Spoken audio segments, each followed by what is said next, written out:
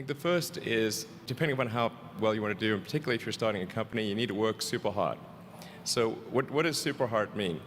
Well, when my brother and I were starting our first company, instead of getting an apartment, we just rented a small office and we slept on the couch.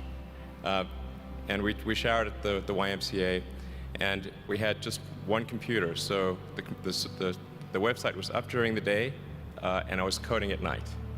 7 days a week, all the time.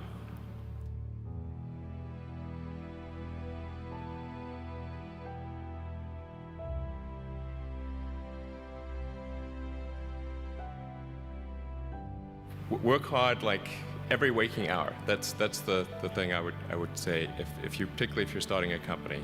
And I mean, if you do simple math, say like, okay, if somebody else is working 50 hours and you're working 100, you'll get twice as much done in the course of a year as the other company.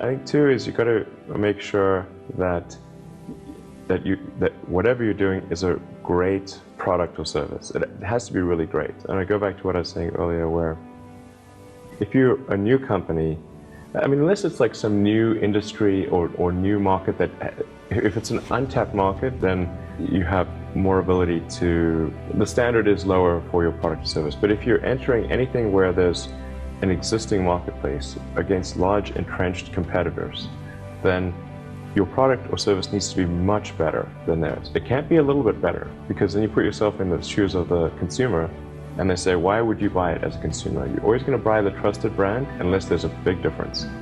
So a lot of times entrepreneur will come up with something which is only slightly better. And it can't just be slightly better. It's got to be a lot better.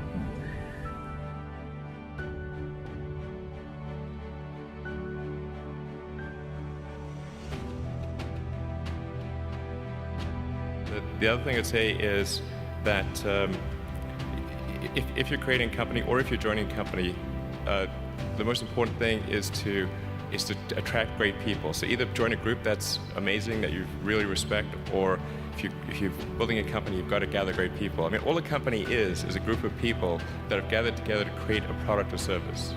And so depending upon how talented and hardworking that group is, and the degree to which they are focused cohesively in a good direction, that will determine the success of the company. So do everything you can to gather great people if you're creating a company.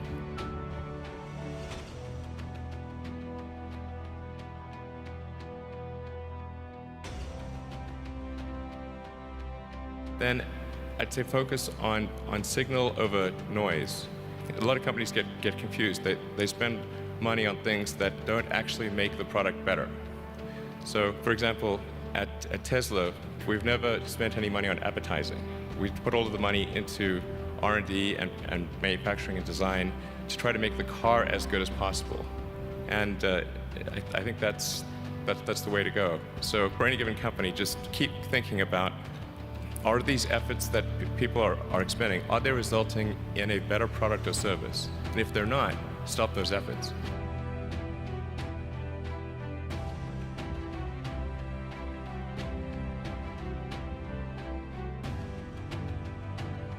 And then I think the final thing I would encourage you to do is, now is the time to take risk. You don't have, you don't have kids, but as you get older, your obligations increase. And once you have a family, you start taking risk not just for yourself, but for your family as well. It gets much harder to do things that might not work out. So now is the time to do that before you have those obligations. So I would encourage you to take risks now. Do something bold. You won't regret it.